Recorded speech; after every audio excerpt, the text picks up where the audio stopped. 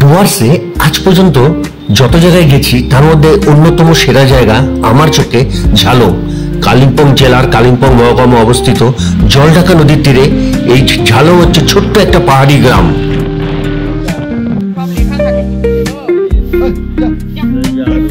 আমরা ঝালং গিয়েছিলাম শিলিগুড়ি থেকে গজলডোবা হয়ে।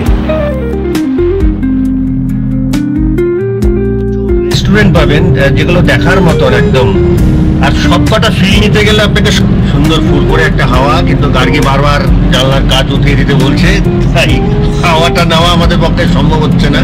এই যে বাঁ দিকে হচ্ছে শিলিগুড়ি জংশনের দিকে হরিণ হরিণ, ওই দূরে রেল লাইনে একটা হরিণ দেখো। চলুন তবে আর দেরি কিসে, শিলিগুড়ি থেকে ঝালং অব্দি গোটা যাত্রাপথটা উপভোগ করি।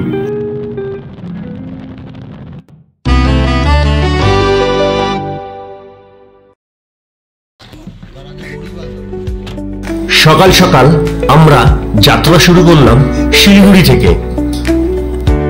শিলিগুড়ি শহর ছাড়িয়ে আমরা উঠে পড়লাম ইস্টার্ন বাইপাসে। কিছু দূর যাওয়ার পরে শাওডুঙ্গি রেলগেটে আটকে গেলাম। আর ওই ডান দিকে এনজেপি 1 কিলোমিটার, বাঁ দিকে যাচ্ছে হচ্ছে গুয়াহাটির দিকে এই ট্রেনটি। আর আমাদের সাথে কারা কারা যাচ্ছে একবার দেখে নেওয়া যাক। প্রথমেই আছে এই যে বাঁ দিকে গার্গী, গার্গীর পরে আমার মিসেস, তারপরে আমাদের সবার প্রিয় দীপক দা, আর এই হচ্ছে জয়দীপ দা যিনি চালকের আসনে গার্গীর হাজবেন্ড, আর এই আমি। এই আমরা 5 জনে এগিয়ে চলেছি আজ ঝালংয়ের পথে। এবার আমরা ক্যানেল রোড ধরে এগিয়ে যাব। এখান থেকে বাঁ দিক টার্ন নিয়ে ডান দিকে চলে গেল ফুলবাড়ি, বাঁ দিক চলে গেল গজলডোবা, আর এটাই হচ্ছে ক্যানেল রোড, তিস্তা মহানন্দা ক্যানেল। বাঁ দিকে এই ক্যানেলকেই আমরা পাশাপাশি রেখে এগিয়ে যাব গজলডোবা অব্দি। আর এই নিচ দিয়ে রেল লাইনটি চলে গেছিল, তার উপরে ফ্লাইওভার। আমরা এগিয়ে চলেছি গজলডোবার দিকে। আজকে আমরা গজলডোবা ভায়া গজলডোবা হয়ে যাব, আর গজলডোবা রাস্তা কিন্তু খুলে গেছে। আর এখানে আমরা একটু ব্রেকফাস্ট করব। যতবার আমরা গজলডোবার দিকে যাই ততবার আমরা এই ক্যানেল ভিউ রেস্টুরেন্টেই আসি। আর এখানে এত সুন্দর অ্যাম্বিয়েন্স, সামনে ক্যানেল, আর এখানে লাইভ ব্যান্ডও হয় বিশেষ করে শনিবারে। আর কেন ক্যানেল ভিউ নামটা দেখুন, সামনের দিকে একটি ক্যানেল আছে, এটি হচ্ছে তিস্তা মহানন্দা ক্যানেল। সারা বছর এখান থেকে জল প্রবাহিত হয় মহানন্দার দিকে, অর্থাৎ তিস্তা থেকে জলটা আসে ব্যারেজ তিস্তায়। আর এদিকে রেস্টুরেন্টটা একবার দেখে নিন, hotel canal view, bar, restaurant, room, banquet hall, swimming pool, ইন্ডোরিয়াল সব আছে। গজলডোবা যাওয়ার পথে যদি আপনাদের মনে হয় যে এখানে আপনারা ব্রেকফাস্ট করতে পারেন, খুব ভালো সুন্দর মানে সাজানো গোছানো রেস্টুরেন্ট। এই আমাদের ব্রেকফাস্ট রেডি। আর এই ব্রেকফাস্ট গার্গী বাড়ি থেকে এনেছে নিজের হাতে রান্না করে। এই যে আলুর দম, গার্গীর বানানো আলুর দম আর পরোটা, এই দিয়ে আমরা ব্রেকফাস্ট করবো। মেথি পরোটা, আচ্ছা। খাওয়া দাওয়া শেষ করে আমরা আবার ঝালংয়ের পথে রওনা দিলাম।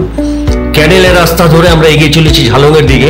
ঝালং শিলিগুড়ি থেকে 96 কিলোমিটার, গাড়িতে সময় লাগবে 2.5 থেকে 3 ঘন্টার মতন। আমরা আজ নাইট স্টে করবো আরজ হোমস্টে ঝালং। আমরা গজলডোবার খুব কাছাকাছি চলে এসেছি, আর 2 কিলোমিটার গজলডোবা এখান থেকে। সুন্দর ফুরফুরে একটা হাওয়া, কিন্তু গার্গী বারবার জানলার কাজ উঠিয়ে দিতে বলছে, তাই হাওয়াটা নেওয়া আমাদের পক্ষে সম্ভব হচ্ছে না। এই যে গার্গী, এই যে জয়দীপ দা, প্রতিবারের মধ্যে খুব ভালো মানুষ। আমরা এই মুহূর্তে ঠিক গজলডোবার উপর দিয়ে যাচ্ছি। আর এই সুন্দর নতুন ব্রিজটি কদিন আগে উদ্বোধন হয়েছে, রাত্রেবেলা এটা আলো জ্বলে। আমরা ব্যারেজে প্রবেশ করছি। ইনি আবার দরজাটা খুলে দিচ্ছেন কেন ভাই? এই হচ্ছে তিস্তা ব্যারেজ। নদী উত্তর থেকে দক্ষিণে প্রবাহিত হয়। দক্ষিণে জলপাইগুড়ি শহরের গা ঘেঁষে, আমি আগেও অনেক ব্লগে বলেছি, জলপাইগুড়ি শহরের গা ঘেঁষে বেরিয়ে যাচ্ছে বাংলাদেশের দিকে। আমরা প্রবেশ করলাম তিস্তার পশ্চিম ক্যানেল থেকে তিস্তার পূর্বের ক্যানেলে।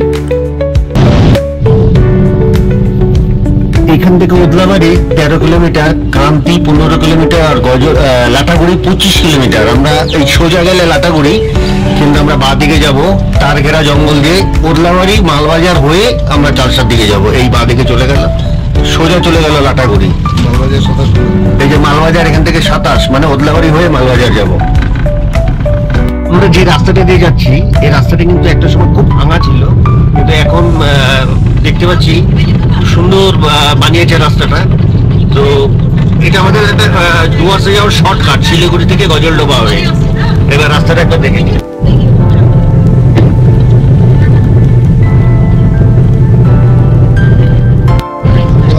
এই মুহূর্তে আমরা যে জঙ্গলের মধ্যে যাচ্ছি সেই জঙ্গলটার নাম হচ্ছে তারঘেরা জঙ্গল, ডেন্স ফরেস্ট। এই দেখুন এখানে হাতি পারাপারের জায়গা ইন্ডিকেট করা আছে।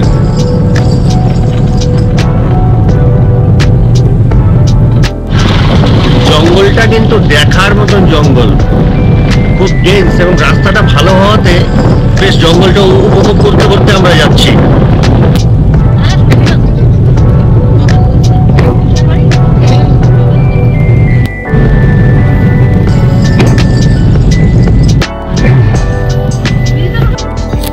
তারঘেরা জঙ্গল পার করে এই মুহূর্তে আমরা যে জায়গায় আসলাম সেখান থেকে ওদলাবাড়ি 4 কিলোমিটার এবং মালবাজার 17 কিলোমিটার। আমরা বাঁ দিকে টার্ন নিলাম আর ডান দিকের রাস্তাটা বাগানের দিকে ঢুকে গেল, আর আমরা ওদলাবাড়ির খুব কাছাকাছি চলে এসেছি। এই আমরা জাতীয় সড়কে উঠলাম। এবার আমরা এদিক থেকে ডান দিকে যাব, বাঁ দিকটা শিলিগুড়ি, ডান দিকে এই সোজা গেলে মালবাজার চালসা। আমরা ওদলাবাড়ি পার করছি।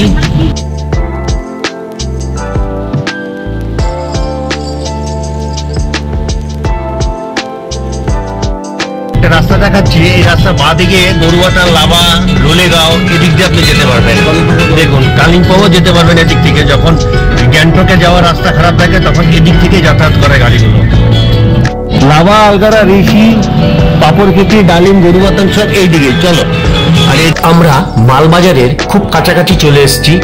এই উপরে লাইনটি, এই লাইনটি চলে গেছে লাটাগুড়ি হয়ে চ্যাংরাবান্ধা হয়ে কুচবিহারের দিকে, আর ওই বাঁ দিকে নিউ মাল জংশন, এই গাড়ি থেকে দেখা যাচ্ছে না। মালবাজার পার্ক, বিখ্যাত পার্ক, ছোটবেলায় আমরা খুব যেতাম। ক্যালটেক্স মোড়, এই ডান দিক দিয়ে আপনি এদিক থেকেও আপনি ক্রান্তি যেতে পারবেন বা লাটাগুড়ি যেতে পারবেন। আমরা যে 5 জন যাচ্ছি, এই 5 জনের মধ্যে কিন্তু একজন আছে যিনি মালবাজারের বাসিন্দা। আমাদের দীপক দা গাড়িতেই আছে। মালবাজারের একটি মাত্র কলেজ পরিমল মিত্র স্মৃতি মহাবিদ্যালয়, এই যে দেখা যাচ্ছে। এখানে রাস্তার ধারে ধারে প্রচুর রেস্টুরেন্ট পাবেন, যেগুলো দেখার মতন একদম। আর সব কটা ফিল নিতে গেলে আপনাকে সন্ধ্যাবেলায় আসতে হবে, দিনের বেলায় কিছু বুঝতে পারবেন না। শিলিগুড়ি থেকে 95 কিলোমিটার পাড়ি দিয়ে আমরা পৌঁছলাম চালসা মোড়। আর এখান থেকে ডান দিকে একটা রাস্তা গেছে, আমি দেখাচ্ছি একটু পরে ডান দিকে, সেটা সোজা চলে গেছে গরুমারা লাটাগুড়ির দিকে। লাটাগুড়ি থেকে বাঁ দিকে একটি রাস্তা উপর দিকে উঠে যায়, সেই রাস্তা দিয়ে আপনি সামসিং, মেটেলি, লালিগুড়াস, রকি আইল্যান্ড এই জায়গাগুলো ঘুরতে পারবেন। আর আপনারা যদি কখনো ঝালংয়ে যান, নাইট স্টে করেন, আপনি ঝালং থেকেও সেখানে আপনি এই 7 পয়েন্টস আছে, তার মধ্যে এগুলো পড়ে ঝালং, বিন্দু, লালিগুড়াস, সামসে, মেটেলি। Lataguri 37 kilometre, Telipara 41, Birpara 50, Cooch Behar 110, Alipurduar 113 kilometre. এই জায়গা থেকে এই রাস্তা দিয়ে যাচ্ছি। এটা হচ্ছে ন্যাশনাল হাইওয়ে 17, যার পুরনো নাম্বার ছিল 31C। এবার আমরা দেখা পাবো সুন্দরী মূর্তি নদীর, এই তো দেখা যাচ্ছে। আর এই নদীটি হচ্ছে যতগুলো নদী আছে সব থেকে রোমান্টিক নদী আমার মতে। আমরা দেখতে দেখতে চাপড়ামারি জঙ্গলের দিকে এগোচ্ছি। এই হচ্ছে চাপড়ামারি ফরেস্ট। এই চাপড়ামারি ফরেস্ট থেকে আমরা বাঁ দিকে টার্ন নিয়ে ঝালংয়ের দিকে যাব। দেখাটা সেটা এলিফ্যান্ট ক্রসিং জোন। আর একটু পরে আমরা আসবো খুনিয়া মোড়। খুনিয়া মোড় থেকেই বাঁ দিকে আমরা ঝালংয়ের দিকে চলে যাব। আমরা খুনিয়া মোড় চলে আসলাম। এই যে দেখুন, এই খুনিয়া মোড় থেকে সোজা গেলে আপনার আলিপুরদুয়ার 105 কিলোমিটার, আর ডান দিকে গেলে মূর্তি 7 কিলোমিটার, লাটাগুড়ি 24 কিলোমিটার। আমরা এই যে ঝালং 24 কিলোমিটার বাঁ দিকে যাবো, আর এই যে সোজা চলে গেল আলিপুরদুয়ার দিকে। এই welcome to Chapramari wild life sanctuary, Jhalong 24, বিন্দু 32, জলঢাকা 23। দেখুন এই রোডটা বানায় বর্ডার রোড অর্গানাইজেশন, অর্থাৎ আর্মিদের দ্বারা নির্মিত এই রোড। এই হচ্ছে চাপড়ামারি ফরেস্ট। এটা হচ্ছে ডুয়ার্সের সাইড সিনের মধ্যে এই জঙ্গলটাও থাকে। এই বাঁ দিকে চাপড়ামারি বাংলো আছে, আর সামনে লেভেল ক্রসিং মানে রেল লাইন, ডুয়ার্সের লাইফ লাইনটা চলে গেছে, দেখাচ্ছি।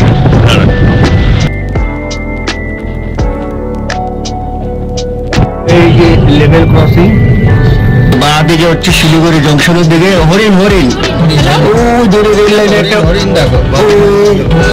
জানি না আপনারা দেখতে পেলেন কিনা, ওই দূরে লাইনের উপর একটি হরিণ দাঁড়িয়ে আছে। আচ্ছা, এটা শিলিগুড়ির দিকে গেছে লাইনটা, এই দিকটা গেছে আলিপুরদুয়ার জংশন হয়ে আসাম। আর এই হচ্ছে ফরেস্ট ডিপার্টমেন্টের বন বাংলো চাপড়ামারি। এটা একটা টুরিস্ট ডেস্টিনেশন, আপাতত বন্ধ আছে। গো স্লো ওয়াইল্ড লাইফ এরিয়া এখানে ইন্ডিকেট করা আছে। তো আমরা গাড়ি ধীরেই চালাচ্ছি আর জঙ্গলটা খুব উপভোগ করছি। রাস্তাটাও একটু চওড়া হয়েছে মনে হচ্ছে। আমি এর আগেও ঝালং এসেছি, এই যে বাঁদিকে রাস্তাটা বানানো হচ্ছে, একটু চওড়া করা হচ্ছে। জানি না রাস্তা কত অব্দি ভালো আছে। রাস্তা একটা সময় খারাপ ছিল, তো এখন দেখা যাক রাস্তার কি অবস্থা। রাস্তাটার উপর অনেক কিছু ডিপেন্ড করে যাত্রাটা কেমন হবে। রাস্তা নিয়ে টেনশন নেই, রাস্তা খুব চওড়া এবং ভালো। আপনাদের একটা জিনিস বলি, এখান থেকে কোন কোন টুরিস্ট স্পটে যাওয়া যায় আমি বলছি।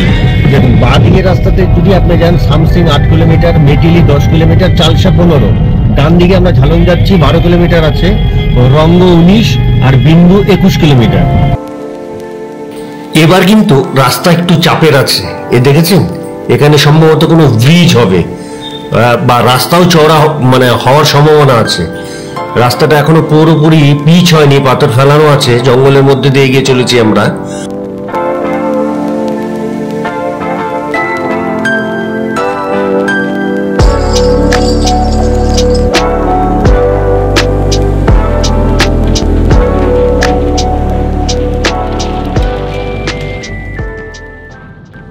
ঝালং যাওয়ার পথে রাস্তার দুধারে প্রচুর রাবার গাছ দেখতে পাবেন।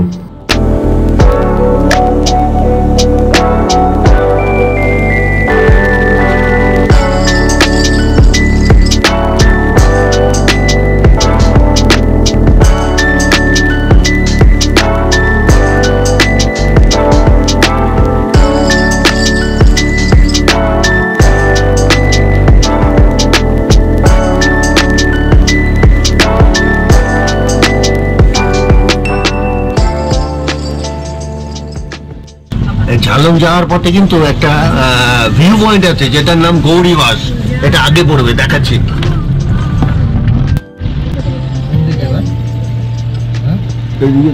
দলগাঁও দিক দিয়ে দলগাঁও ভিউ পয়েন্ট আছে, 4.8 কিলোমিটার। ওই যে বলেছিলাম না একটা ভিউ পয়েন্ট আছে, এই সেই গৌরীবাস ভিউ পয়েন্ট। দেখুন, উপর থেকে নিচে বয়ে চলেছে জল ঢাকা নদী, আর ওপারে যে পাহাড়টা আপনি দেখতে পাচ্ছেন সেটা হচ্ছে ভুটান। ভারত ভুটানকে সীমানা করেছে এই জল ঢাকা নদী।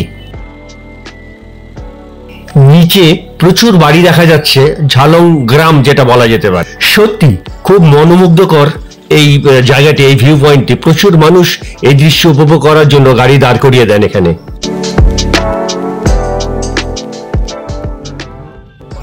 এই জায়গাটায় আমাদের ঝালংয়ে ঢুকতে টিকিট কাটতে হবে। আর বাদিকে রাস্তাটা দেখুন, ওটা প্যারেন চলে গেছে।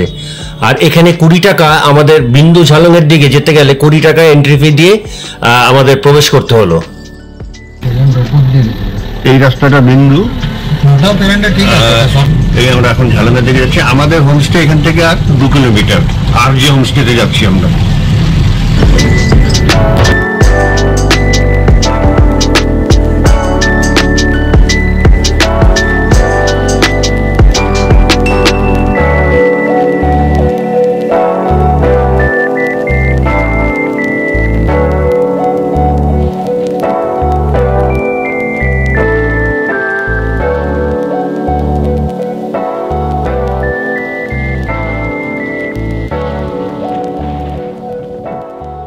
এটা সম্ভবত জলঢাকা হাইড্রাল প্রজেক্ট।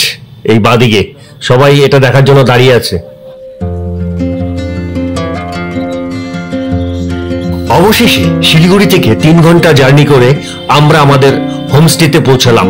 ঝালং এই হোমস্টে, নাম আরজে হোমস্টে। এই হচ্ছে আমাদের হোমস্টে, এটা হচ্ছে ফ্রন্টাল ভিউ। হ্যাঁ, এবার আমরা ভিতরে প্রবেশ করব। কি ওয়েট করছে জানেন? এটা দেখার পরে কিন্তু আমার ভিডিও আর চলবে না, তার কারণ হোমস্টেতে আমরা কি অ্যাক্টিভিটিস করলাম সেটা কিন্তু নেক্সট ভিডিওর জন্য ওয়েট করতে হবে। এই দেখুন কি অপরূপ দৃশ্য। ভিডিও আমি এখানেই শেষ করব, আর দীর্ঘায়িত করব না। ভিডিওটি যদি আপনাদের ভালো লাগে তাহলে লাইক, শেয়ার, সাবস্ক্রাইব অবশ্যই করবেন। এবার হোমস্টের আসল তথ্য নেক্সট ভিডিওতে আমি দেব।